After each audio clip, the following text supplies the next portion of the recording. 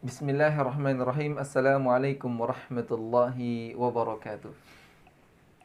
Alhamdulillahilladzi arsala rasulahu bil huda wa dinil haqq liyudhhirahu 'ala ad-dini kullihi walau karihal kafirun. Wassalatu wassalamu ala khairil khalqi Muhammadin wa ala alihi wa ashabihi wa man tabi'ahum bi ihsanin ila yaumiddin, amma ba'du. Segala puji bagi Allah Subhanahu wa taala yang telah mengutus rasulnya dengan membawa petunjuk dan agama yang betul. Allah lah yang memenangkannya atas agama-agama lain, sekalipun orang-orang kafir itu membencinya. Dan semoga salawat dan salam semoga tetap tercurahkan kepada sebaik-baik makhluk, yaitu Nabi Muhammad sallallahu alaihi wasallam, dan juga kepada keluarganya, para sahabatnya, serta para pengikutnya hingga akhir zaman. Teman-teman sekalian, pada tanggal 14 bulan 4 tahun 2020 ini, kita akan melanjutkan pelajaran kita, yaitu pelajaran akidah akhlak. Ya, teman-teman sekalian, pada pelajaran akidah akhlak ini, kita akan membahas tentang bab 5, yaitu tentang nifak. Bab 5 tentang nifak. Semua sudah memegang bukunya? Jangan lupa, bukunya adalah buku yang seperti ini, teman-teman. Buku yang seperti ini. Bukan buku komik, ya.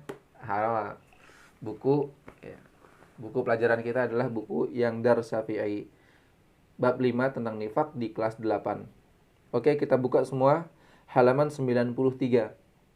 Halaman 93. Semua sudah semua ya, 93. Jadi di bab 90, di halaman 93 ini, di bab kelima, pada materi nifak. Oke. Kita akan membahas tentang pengertian nifak dulu, teman-teman. Pengertiannya nifak, ya. Definisi nifak. Definisi nifak. Jadi teman-teman sekalian, kita mungkin sering bertanya, kita mungkin sering mendengar kata nifak. Apa sih nifak? Ya, kita harus tahu dulu tuh nifak apa sebelum kita nifak kamu. Apa sih? Jadi kita harus tahu dulu tentang definisi nifak, ya teman-teman. Definisi nifak. An-nifaqu berasal dari kata nafaqa yunafiqu nifaqan wa munafaqatan. Dicatat ya. Nafaqa yunafiqu nifaqan wa munafaqatan. Itu harus dicatat, teman-teman. Yang diambil dari kata nafiqa. An-nafiqa berasal dari kata an-nafiqa. Teman-teman sekalian, nifak secara bahasa atau secara etimologi berarti salah satu lubang tempat keluarnya yarbu. Yarbu itu apa? Yarbu itu hewan sejenis tikus. Jadi nifak secara bahasa adalah salah satu lubang tempat keluarnya yarbu dari sarangnya, yang dimana jika dia dicari lubang, ya, dimana jika ia dicari dari lubang yang satu, maka ia akan keluar dari lubang yang lain. Paham sampai di sini? Jadi an-nafiqa yaitu adalah salah satu lubang tempat keluarnya yarbu, hewan sejenis tikus, dari sarangnya. Konon, jika hewan ini dicari pada lubang yang satu, maka ia akan keluar dari lubang yang lain.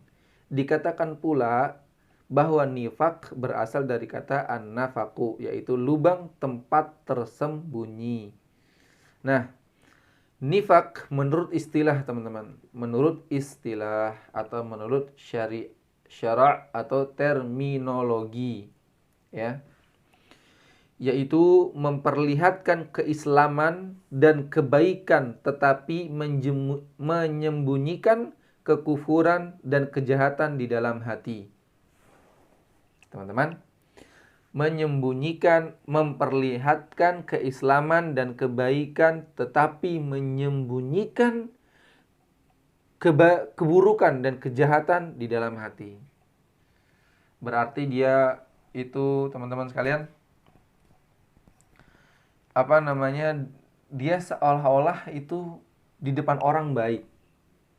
Dia senyum di depan orang, tetapi dalam hatinya gitu. Gimana sih, kesel gitu kan.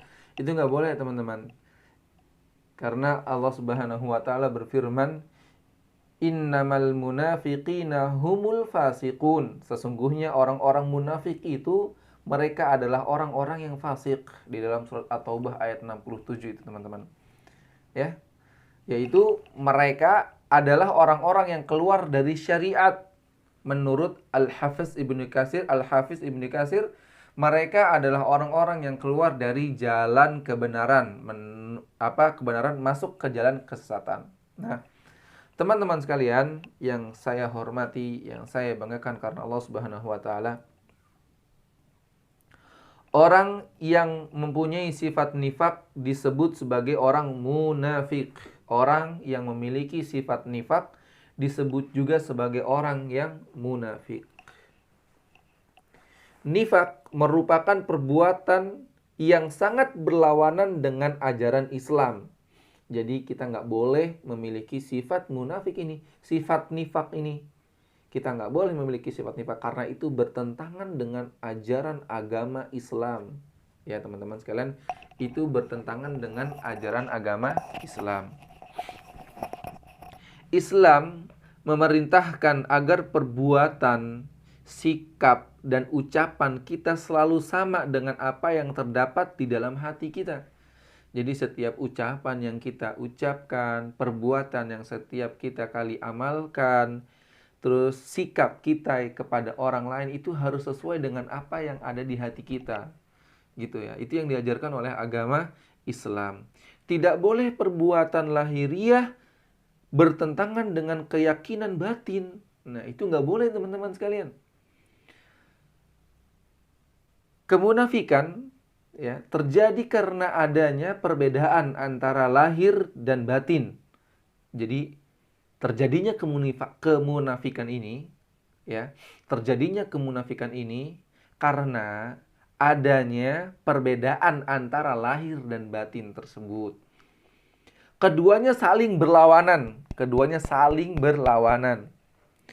Seorang munafik akan menampakkan kebaikan di hadapan orang lain, tetapi sebenarnya dia menyembunyikan keburukan di dalam hatinya. Wah, seram sekali itu kalau kita berhadapan dengan orang munafik, teman-teman.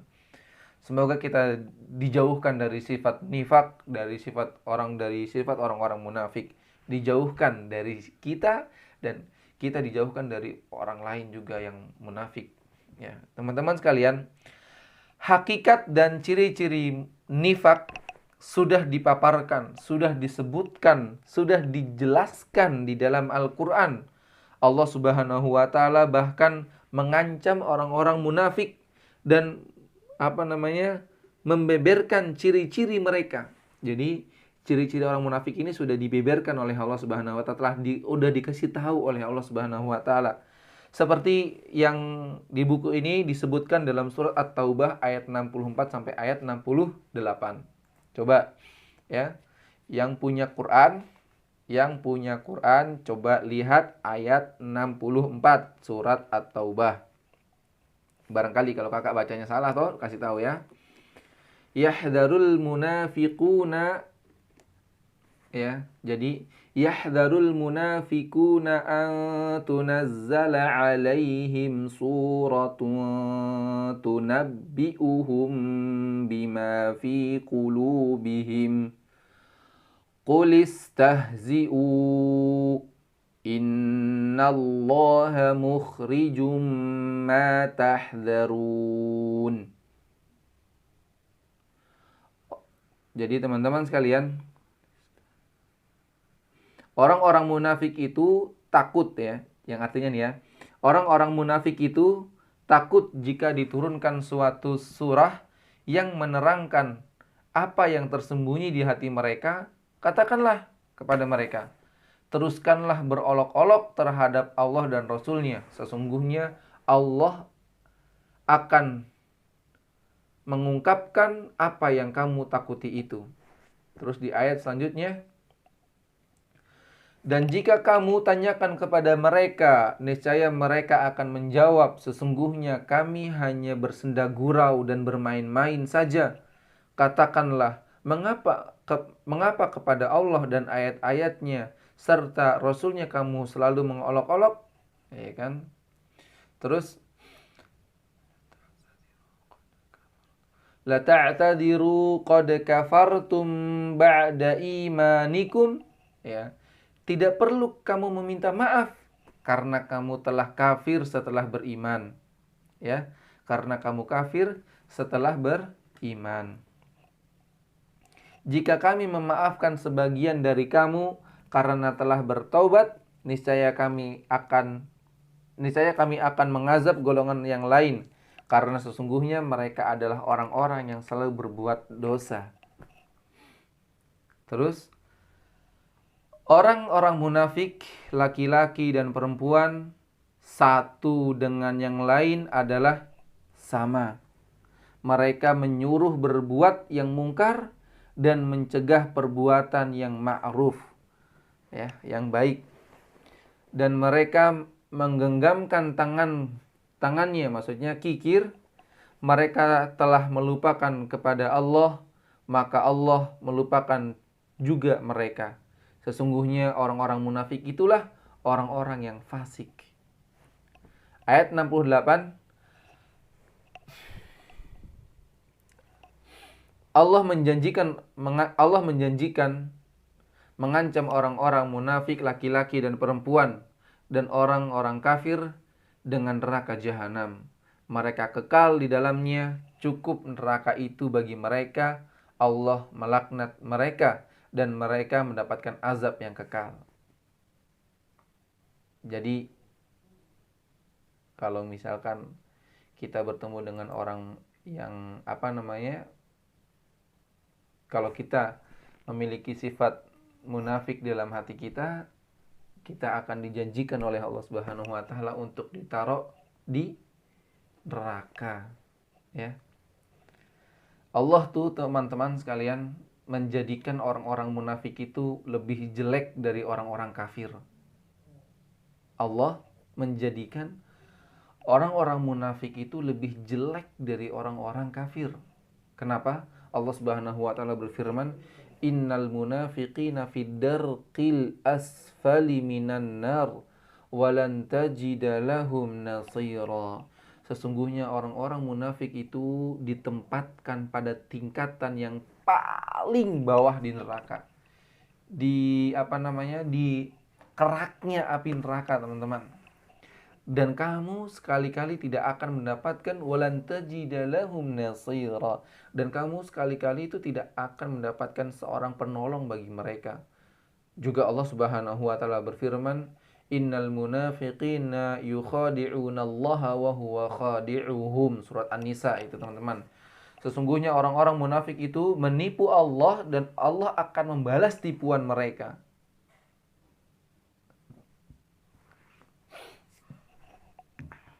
Dari 5 ayat di atas, teman-teman sekalian, yang kakak banggakan karena Allah Subhanahu wa taala di dalam surat At-Taubah ayat 64 sampai ayat 68 dapat diketahui bahwasanya orang-orang munafik mempunyai ciri-ciri yang umum. Ciri-ciri yang umum. Sebagaimana yang dijelaskan di dalam buku ini, teman-teman.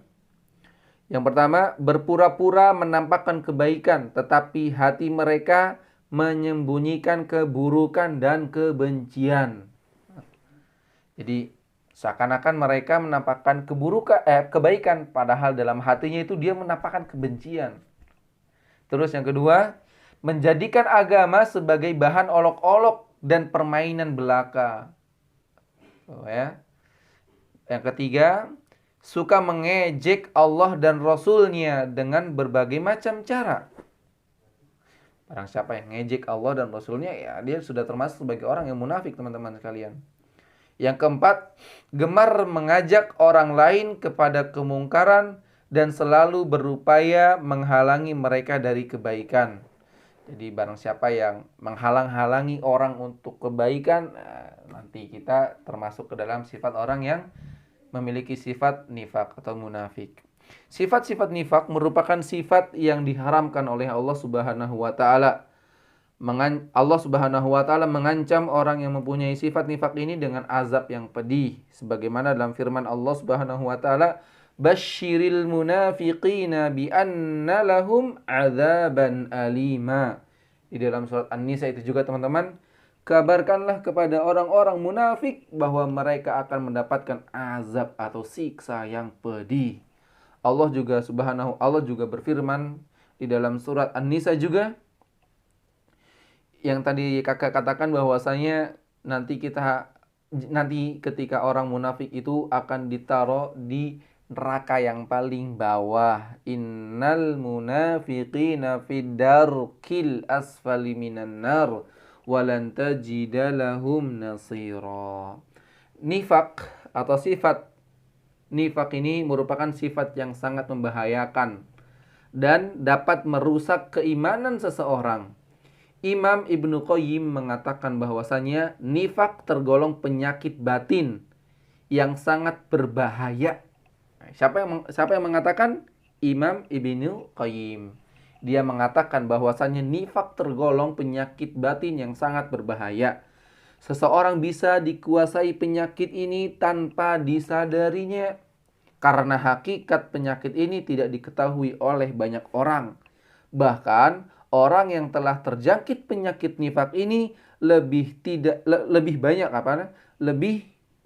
tidak mengetahui ihwal penyakit tersebut.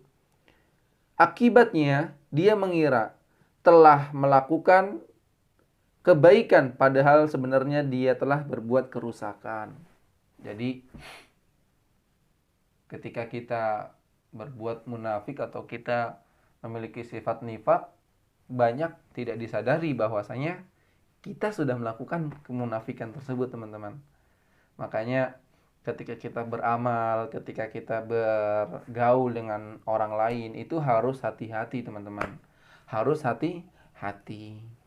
Allah menjelaskan keburukan kaum munafik dan membeberkan rahasia hati mereka dalam banyak ayat Al-Quran. Hal ini tidak lain karena bahaya yang ditimbulkan dari kemunafikan. Mereka sangatlah besar.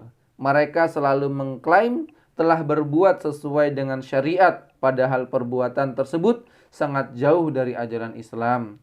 Oleh karena itu, setiap muslim harus mewaspadai dan menjauhi mereka demi menjaga iman dan Islamnya. Oke, mungkin itu yang baru kita pelajari. Besok kita akan melanjutkan pelajaran macam-macam nifak. Oke, teman-teman sekalian, tolong dicatat yang terpenting dari apa yang kakak bicarakan. Mudah-mudahan kita semua dapat dikumpulkan oleh Allah Subhanahu wa taala dalam surga. Jazakumullahu khairan ahsanal jaza. Wassalamualaikum warahmatullahi wabarakatuh. Oh iya, lupa doa kafaratul majlis dulu. Subhanakallahumma bihamdika asyhadu alla ilaha illa anta astaghfiruka wa atubu ilaik. Assalamualaikum warahmatullahi wabarakatuh.